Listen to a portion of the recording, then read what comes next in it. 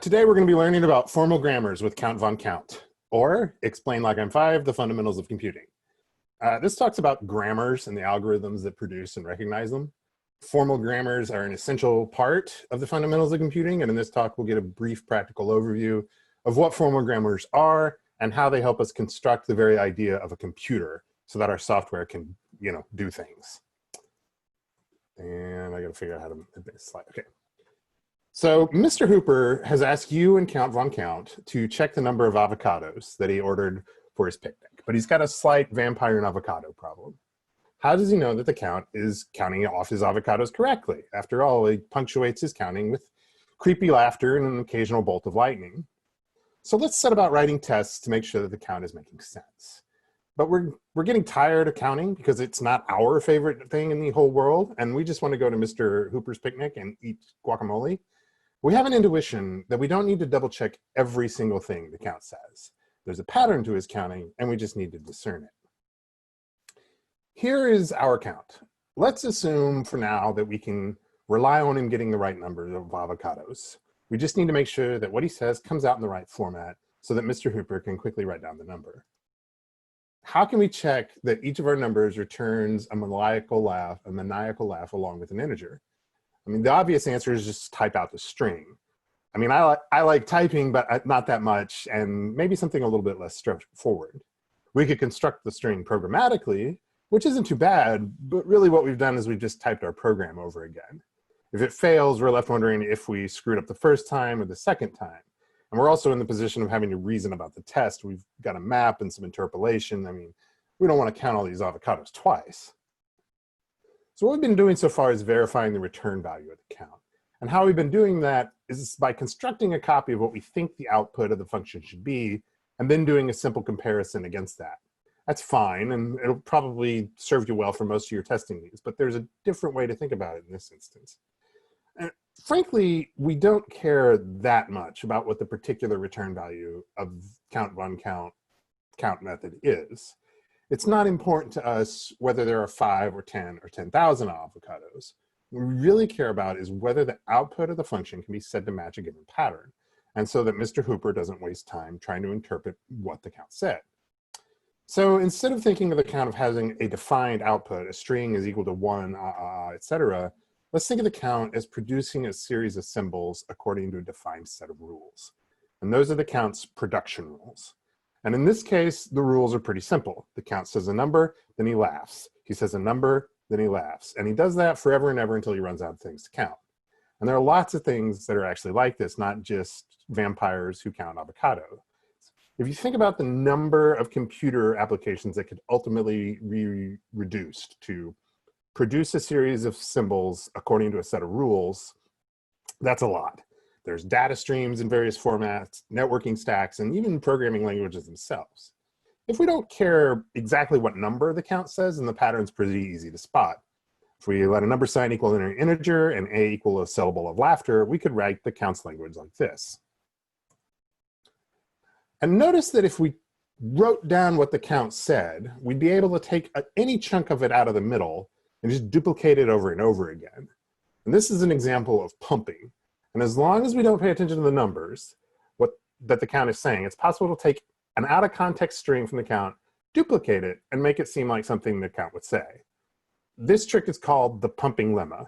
And lemma is a math word for a helping theory that helps us prove something else. Coincidentally, lemma would make a great name for a Muppet. The ability to pump this string is what lets us know that what the count is doing is a regular language. And the pumping lemma of regular languages is a mathematical statement that captures this property.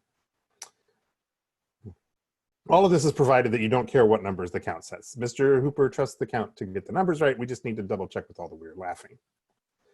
Now, if you've been programming for a bit, you might have recognized an opportunity to match that count language with regular expressions, and you'd be right.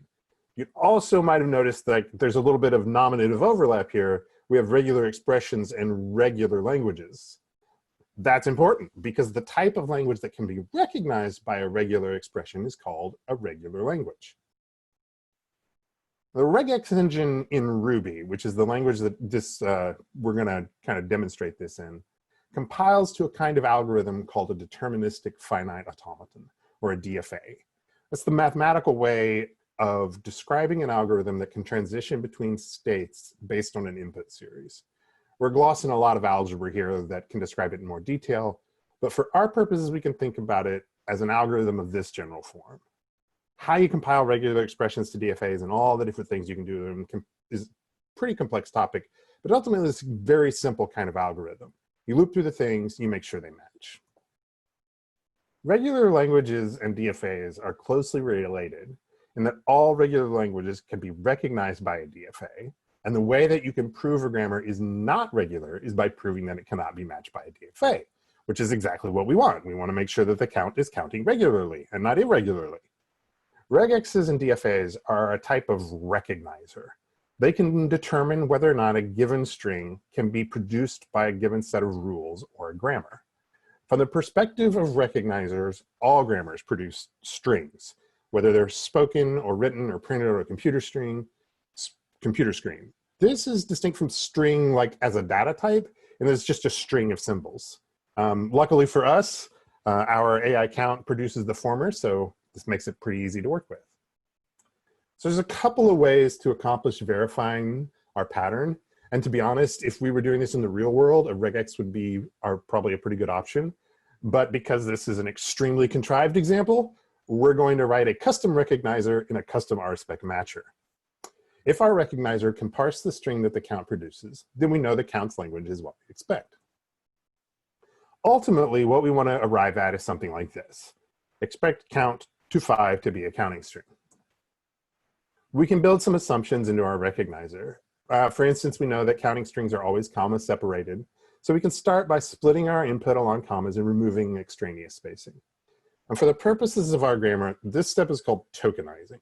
We convert each element of the count's production into something that can be fed to our recognizer, or a token. Each token in our language is a terminal or a non-terminal token. A terminal token is the smallest matchable unit of our string, while a non-terminal token can be expanded into either terminal tokens or other non-terminal tokens by recursively calling our DFA.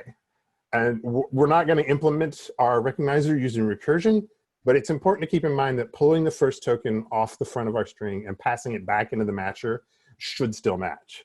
We'll get into why that's an important property later, but first we're going to build out the basic structure of the recognizer. So we've split our counting string into an array, and we can now decide at each separate step whether or not we have the right state. This is reasonably straightforward to determine. We just check if part of the counting we're on includes a number and the unsettling chuckle. So this is actually pretty close. And in fact, it's just about the simplest thing we could write. But it turns out that the count is kind of unpredictable. Nobody knows exactly what he says between numbers. I mean, I'm pretty sure it's Mr. Hooper thinks it's ha ha ha, and Bert and Ernie are absolutely positive it's spelled with a W. Luckily for us, we can use the chain method of the matcher DSL to change what match means to our recognizer. Effectively, we're able to dynamically construct the automaton at runtime, similar to compiling a regex into a DFA. We use the chain method here, and that'll allow us to set the interjection attribute, which then we can access within the match prog. This works pretty well, but sometimes the count doesn't laugh after every number. After all, Mr. Hooper's working him 7 days a week, and he gets tired of counting avocados. Sometimes he laughs after every odd number. Sometimes he laughs after every even numbers. So our next chain's a little bit different. We can set the instance variables we can set state using instance variables that are accessible to our matcher. We move some of this stuff into helper methods, and we're in pretty good shape. This is kind of the end of the line for our matcher. We can put any string that the count produces into this, and it will recognize it as an example of the count's grammar. Furthermore, if we put any string the count would not produce into it, it will fail to recognize it as an example of the count's grammar. So it would not recognize, it would recognize that Oscar does not laugh. This is not a counting string. Notice that I actually still use the regular expression inside of the recognizer. And this demonstrates an important property of languages and the algorithms that are used to recognize them called closure. This closure in the mathematical sense, not in the sense of a functional closure. The definition of closure is that a set is closed under an operation when performing an operation on members of the set results in different members of that set, which is frankly not super helpful for Sesame Street's audience. But by way of demonstration, integers are closed under addition because adding an integer to an integer gives you a different integer. Avocados are closed under union because two groups of avocados added together is still a group of avocados. Avocados are not closed under squishing because squishing avocados gives you guacamole. One of the cool things about RSpec matchers is that you can pass some of them other matchers. This is an example of closure under union. And if you take two matchers and compose them, you get a new matcher. The count always laughs after his digits, but he doesn't always laugh the same. One of the things that we can do is modify our recognizer to use values match method provided by RSpec to form new matchers via this kind of composition. Regular grammars are also closed under repetition or Kleene star, which is the name of the little star operator in a regular expression. This means that whether the count counts 7 avocados or 34,969 rubber ducks, our matcher will work. We can repeat it any number of times and it will recognize a valid counting string. DFAs are a kind of state machine. And when we talked about regexes compiling to DFAs, this is what we meant. The DFA itself is better represented by a state machine diagram instead of code, but we can use our code to dynamically generate the state machine for matching the count. And remember when we talked about recursively defining DFAs? This is one of the reasons that that's important. The way that you get a new DFA is to perform one of the operations that it's closed under onto it. And this means that you can think of DFAs as being recursively defined by operating on other DFAs. All of these properties are properties of all grammars, meaning that the union of two regular languages is always a regular language, and the repetition of a regular language is also a regular language. But it turns out that we've kind of made a fairly major oversight when we said, well, we don't care about what numbers the count says. And Mr. Hooper is upset because the count just keeps shouting out numbers at random. And we need to double check that he's actually counting the right numbers. But how can we do that with a regex? Well, we expect to be able to say something like this. In order to determine things like, is he just shouting out numbers, we need to know what happened last. We need to remember the number that we saw at our last non-terminal node. And it turns out that you can't do this. DFAs don't have any memory, so they can't keep track of any context. In fact, if you think of DFAs as an algorithm, they can only do a few operations. These are the operations that they're closed under: concatenation, alternation, and repetition. So think of it like a race car track. You can go one way. You can go around as many times as you want, and occasionally you can make a slight right turn into the pits, but there's no going backwards. Now, at this point, we've hit a fairly major pothole on Sesame Street. Luckily, we can take a detour through Puppet Noam Chomsky's basement apartment, and he can show us the way. So it's a big disclaimer here. I'm going to gloss over a lot of complexity.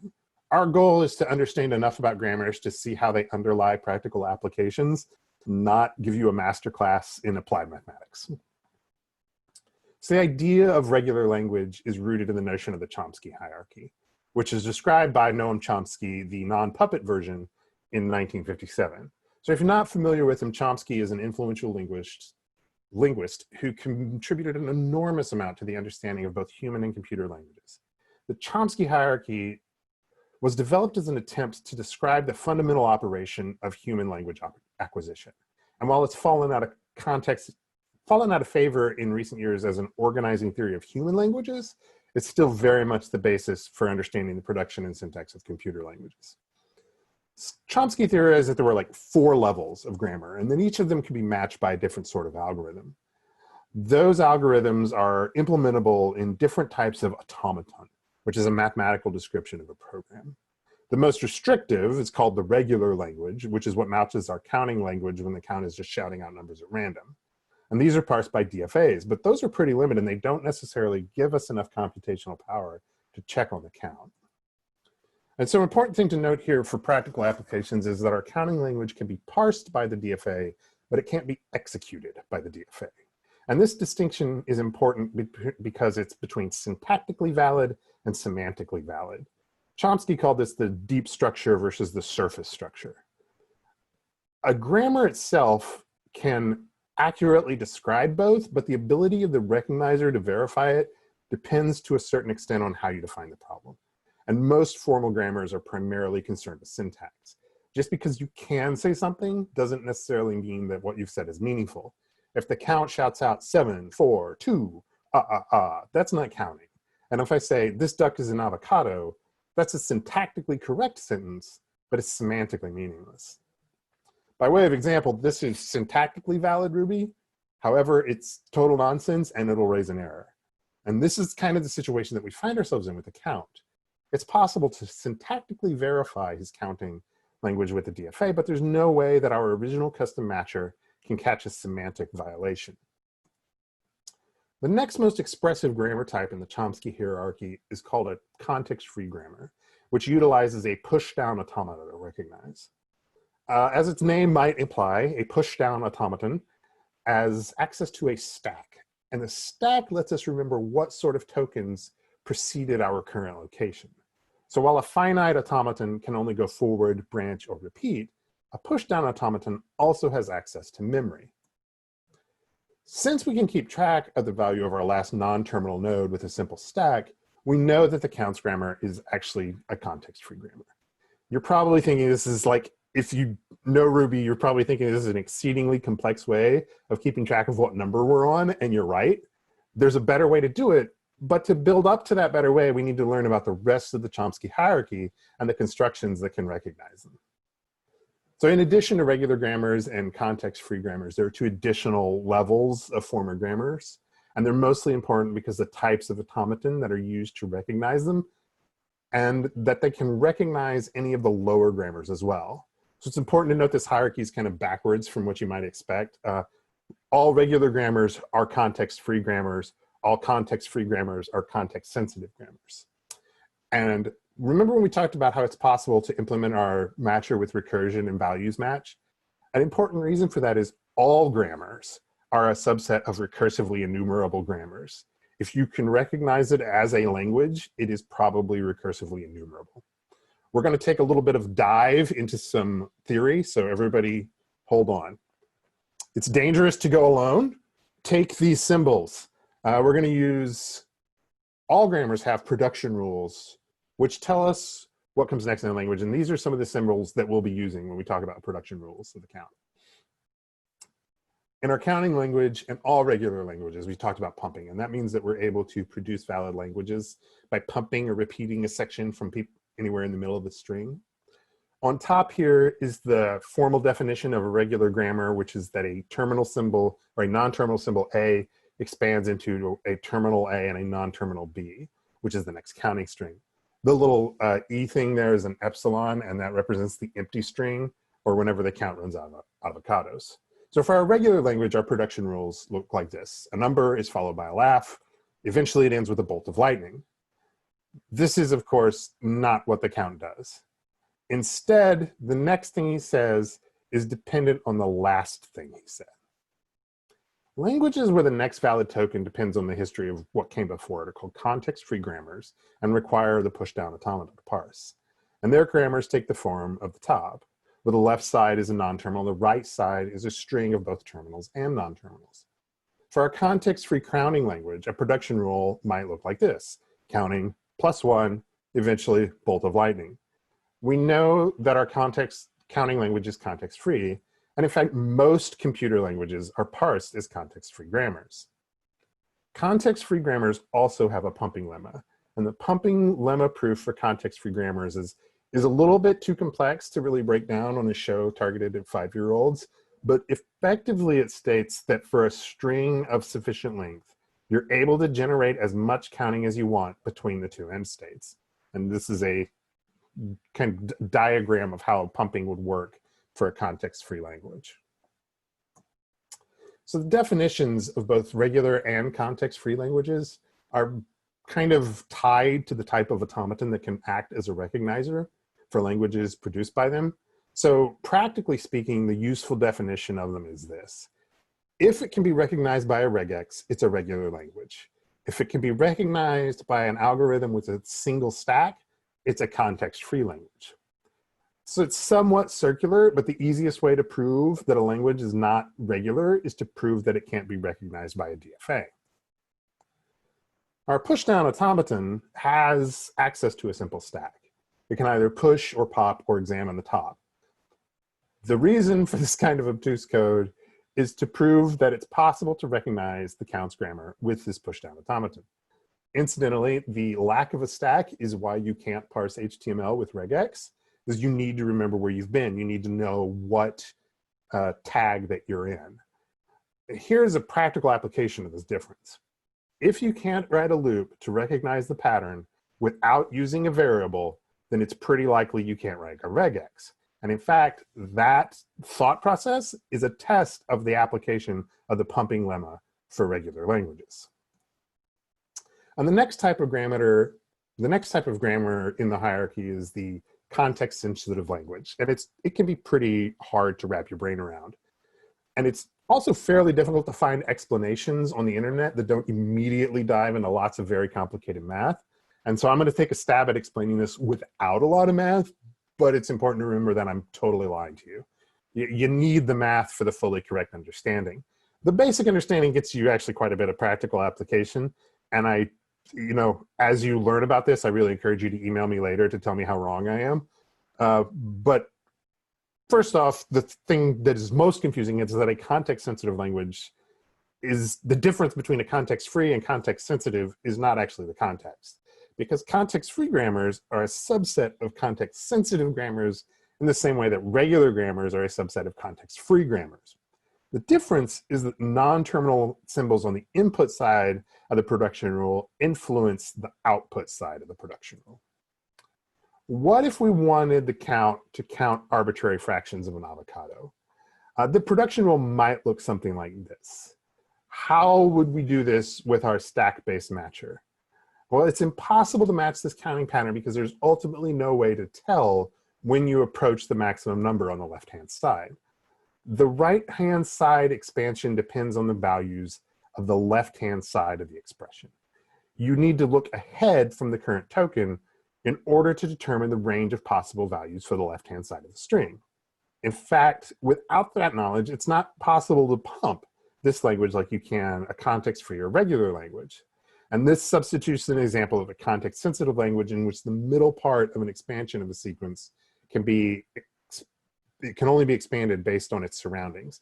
A common example of this is if you say it with an American accent, water has a D in the middle of it and not a T.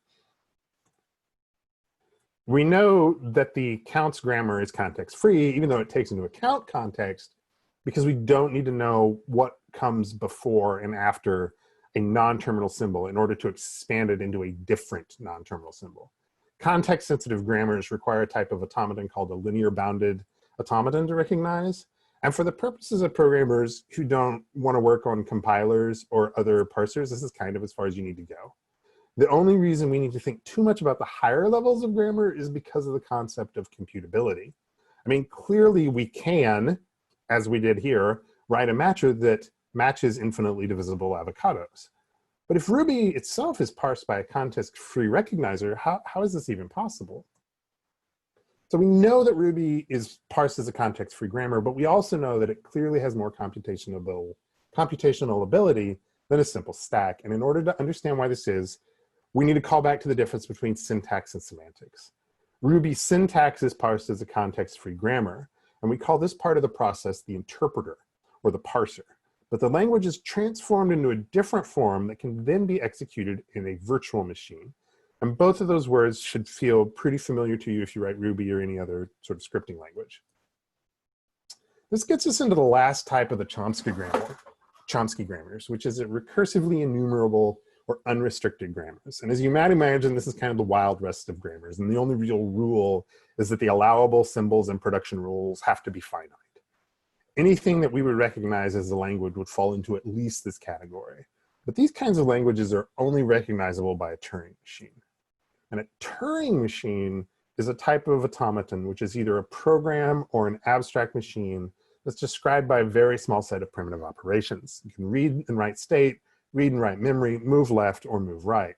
And this model of computing was described by Alan Turing and is capable of performing any calculation which can be described by an algorithm.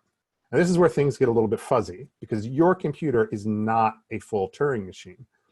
Although it has lots of cool tricks that it can perform to make certain calculations easier, it doesn't have the infinite memory required to be a real Turing machine. And in fact, the bounded bit of a linear bounded automaton, the type of algorithm that can recognize a context-sensitive grammar, describes this limitation. An LBA is functionally equivalent to a Turing machine, but has a bounded amount of memory. LBAs are a pretty good theoretical model of how actual physical computers work. LBAs can, however, simulate part of a Turing machine. And if you've heard of a programming language referred to as Turing Complete, what this means is that the language is capable of simulating a Turing machine. And since a Turing machine is capable of performing any calculation that can be described by an algorithm, any program written in a Turing Complete language is capable of performing the same computation as a program written in any other Turing Complete language. Not all machines which are Turing Complete are Turing machines, but all Turing Complete machines are equivalent in computational ability to Turing machines. And if your head has not exploded yet, we're about to see why this is actually important to your life. So we talked about how we needed to keep a simple stack in our automaton to catch the count counting out of order. And then we implemented it in Ruby, which has lots of things that are significantly easier to use than a simple stack. So each type of grammar can be matched by an automaton of increased complexity. Regular languages can also be matched by pushdowns, and context frees can be recognized by linear boundeds, and any of them can be recognized by a Turing machine. We talk about how the language we use every day are parsed as context-free because that's way more efficient, and then interpreted as a context-sensitive language by something that's very much like a Turing machine, the virtual machine. And this is the Ruby virtual machine instructions for the matches with interjection method. If you pull on this thread long enough, you'll have it reduced to an incredibly long but very simple set of instructions which you could put into a Turing machine and process. And in fact, the grammar of formal logic itself is a recursively enumerable grammar. And this implies that any effectively computable problem can be expressed as a recursively enumerable grammar, and that the problem can be processed by a Turing machine. And this is kind of the essence of the Church-Turing thesis, which provides the theoretical underpinning of almost all of modern computing. So what does effectively computable mean? Effectively computable just means that we can come up with an algorithm to simulate it. And so far, we haven't found any physical phenomenon that we haven't been able to create an effectively computable model for. Of course, I mean, our models often need refinement, but we can model as mathematical reality the collapse of stars, the fur on Cookie Monster, and even the beginning of the universe, which means that your own brain is a Turing machine simulating a Turing machine. Now, if your individual Turing machine is a tangle of things that are defined in terms of things that are defined in terms of the first thing, that is basically the definition of a strange loop or a tangled hierarchy. And that might be the basis of human consciousness. And okay, all right, I'm gonna stop right there. This might not be something that you ever really use unless you want to write a compiler or understand exactly how regexes work or plumb the depths of consciousness itself. And I would kind of discourage you from writing parsers as a method for testing methods that return strings. But the knowledge of formal grammars is a handy thing to have in your cape pocket. The Lawler parser that is used to parse Ruby and actually most other modern programming languages is in fact a pushdown automaton. And the question of whether or not the program will actually run is only decidable by trying to run it in the Turing machine. Some practical applications of this are this. Do you want to know if a date is valid? Use a library, but date formats are a context-sensitive language. Do you want to parse JSON? JSON is context-free. Do you want to check the time? That's a regular language. Do you want to merge Elasticsearch or SQL queries? Those are context-free, those can be parsed by a context-free grammar, but they're Turing complete. A calculator? That's way harder than you think. It's Turing complete as well. The Perl parser? The parser is context sensitive. And if you want to know whether or not that C program works, good luck, because C macros are also Turing complete. Technically, you don't know if it works until you compile it. So in the same way that Sesame Street, thanks Muppets, taught us all about the world around us, we can start to see the applications of this kind of theory to our everyday work. In fact, it's possible, if a little bit mind-bending, to think of all programs as programs which recognize the output of other programs, even if the original program was something that a human said or did. And so while Siri Google's existential terror for me, I would like the count to get back on task because we got a lot of avocados to count.